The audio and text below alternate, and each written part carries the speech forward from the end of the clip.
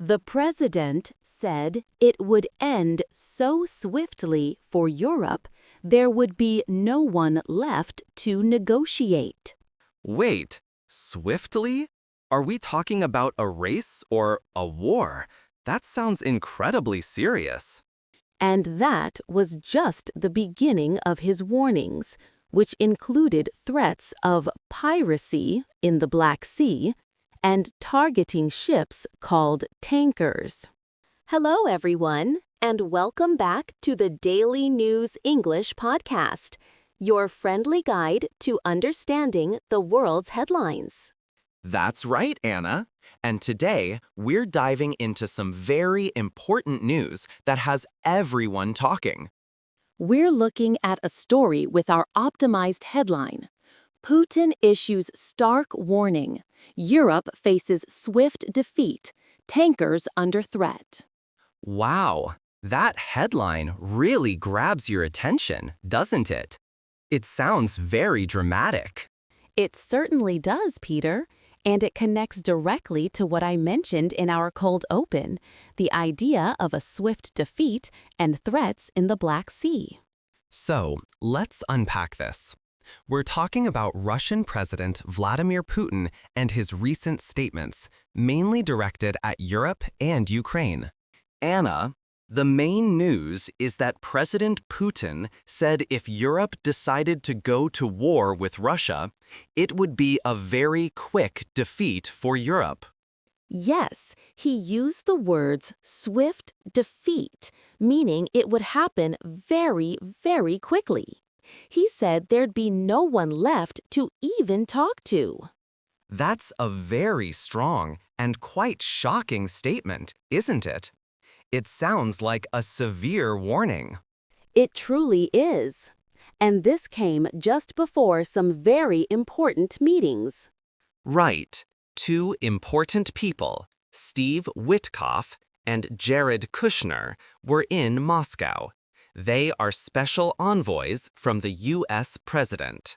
An envoy is like a special messenger or a representative.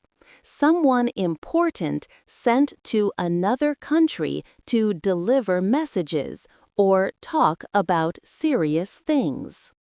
These talks were part of a bigger effort to find peace in the conflict between Russia and Ukraine. Because, as many of our listeners know, there's been a very serious and sad conflict happening there for a long time. It's been called Europe's deadliest conflict since World War II, which ended many, many years ago. Yes, the conflict actually started even earlier, around 2014, when parts of Ukraine were taken over, and then a full-scale invasion happened in 2022. So, people are really trying to find a way to stop the fighting and bring peace. There have been different ideas or proposals about how to end this war. First, the U.S. came up with some draft peace proposals, but these actually worried Ukrainian and European officials. They felt the U.S. ideas might give too much to Russia, especially regarding their demands about Ukraine's army and its connection to NATO. Then, European countries created their own counterproposal, their own set of ideas for peace. And this is where President Putin stepped in, saying these European ideas were trying to undermine the whole peace process. To undermine something means to make it weaker or to slowly work against it, especially in a secret or sneaky way, like digging a tunnel under a wall to make it fall. He said these European proposals were created in a way that he knew Russia would find unacceptable. If something is unacceptable, it means it's definitely not okay. You absolutely cannot agree to it or allow it. It's totally out of the question. He really believes Europe is trying to block the peace process. He even said they are on the side of war, which is a very strong accusation. That's the opposite of wanting peace. It makes the talks even harder. Now let's talk about another big threat he made. He threatened to sever access to the sea for Ukraine. To sever access means to completely cut off or separate. Imagine cutting a hose so water can't flow through. He wants to cut off Ukraine's connection to the sea. This is a huge deal, as access to the sea is extremely important for a country. It's how they trade goods, get supplies, and connect with the world. He said this was in response to some drone attacks on Russian ships or tankers in the Black Sea. Drone attacks are when small, unmanned aircraft, what we call drones, are used to attack something. They fly without a pilot inside. And tankers are large ships specifically designed to carry liquids, like oil or gas, across the sea. So Ukraine using drones to attack these tankers is what Putin is calling piracy. He said Russia would intensify its attacks on Ukrainian facilities and vessels, and would even target tankers from countries that help Ukraine. Ukraine, on the other hand, says they weren't involved in a recent attack and called it Russian propaganda. They said it made no sense for them to attack that specific ship. It's a very complicated situation with different stories from each side. It really is, Peter. It shows how much disagreement there is on who is doing what and why. And the ships being attacked are part of Russia's shadow fleet. A shadow fleet is a secret group of ships often used to move goods, like oil, in ways that avoid international rules or punishments called sanctions.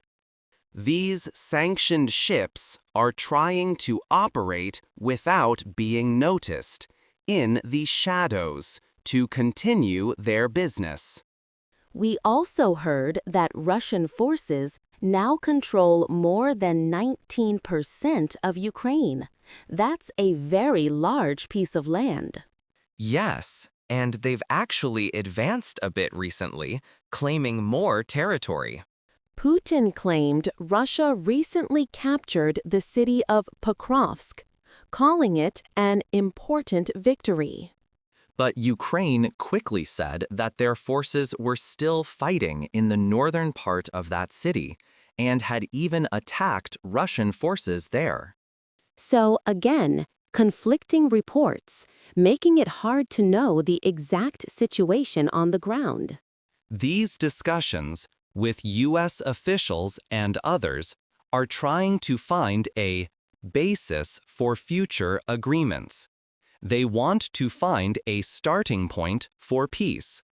The U.S. even floated the idea of a 10-year security guarantee for Kyiv, which is Ukraine's capital city. But Ukraine and many European powers see Russia's actions as an imperial-style land grab. An imperial-style land grab is when a powerful country takes land from another country by force, like old empires used to do to expand their power. It's about taking over territory. They worry that if Russia wins this conflict, it might attack other countries next, perhaps even members of NATO. NATO is a group of countries that have promised to protect each other. So, if one member is attacked, all members help. This concern is very serious. Russia, though, says it has no plans to attack NATO. But critics point out that Russia also denied any plan to attack Ukraine before its full-scale invasion in 2022. This is why many countries are so worried. The situation is very high stakes, with a lot of threats and very complex peace talks involving many different countries. Now is a great time to pause and check out the vocabulary for this story.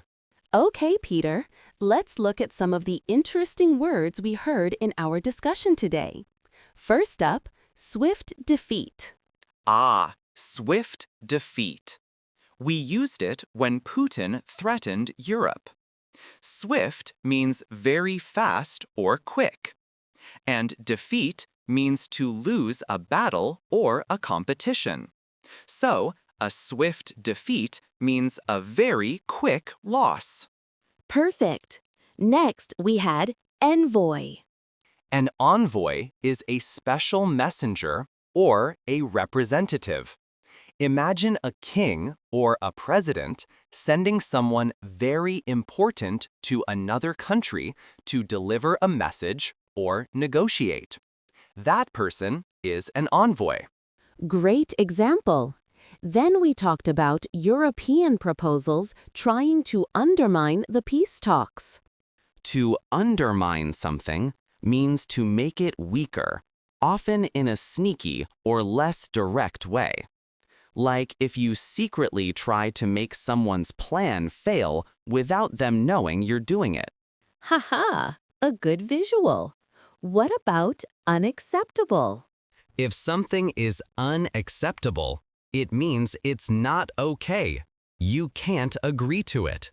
It's completely wrong or out of line. For example, that behavior is unacceptable. Clear and simple. Putin also threatened to sever access for Ukraine. To sever access means to completely cut off or separate someone or something from a place or a resource. Like if you sever a cable, you cut it. So to sever access means to completely block Ukraine from using the sea. That makes sense. And he mentioned drone attacks. Drone attacks are attacks made using drones. Drones are like small, flying robots that can be controlled remotely. Some can carry cameras, and some, unfortunately, can carry weapons. Right. And these attacks were on large ships called tankers.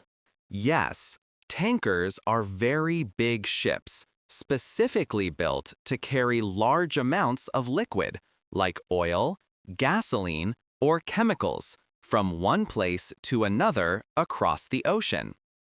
Got it. And these were part of Russia's shadow fleet. What's a shadow fleet? A shadow fleet is a group of ships that operate secretly, often to avoid international rules or sanctions. They might hide their ownership or where they've come from. They stay in the shadows to do business. Very interesting. Speaking of rules, what does it mean if a ship or country is sanctioned? To be sanctioned means to have special rules or punishments placed upon you, usually by governments or international groups.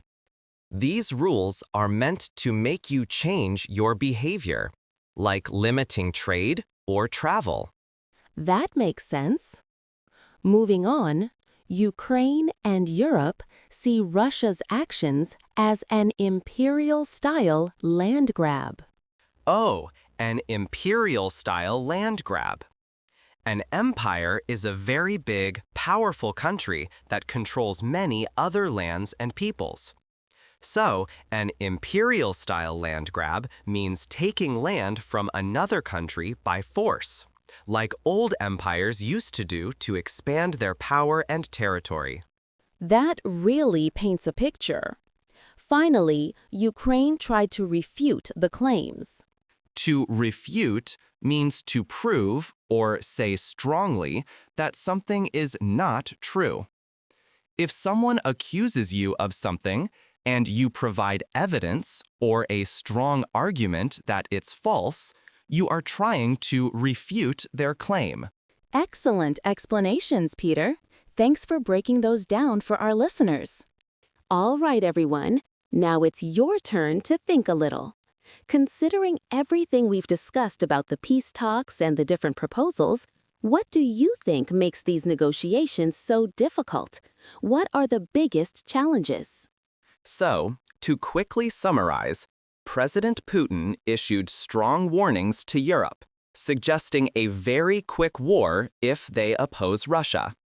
He also threatened to completely cut off Ukraine's sea access because of alleged drone attacks on Russian oil tankers. We learned about the complicated peace talks with different proposals from the US and Europe which Russia finds unacceptable. And while Russia claims victories, Ukraine continues to fight and deny involvement in some attacks, calling them propaganda.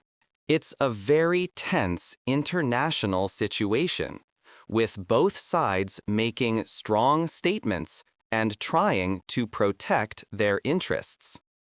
Thank you so much for joining us today on the Daily News English podcast. We hope you learned some new English words and understood a bit more about what's happening in the world. We certainly do. If you enjoyed this episode, please give us a like, subscribe to our channel for more easy-to-understand news, and leave a comment below with your thoughts on today's story and our interactive question. We love hearing from you. Until next time, keep learning and stay curious. Goodbye for now.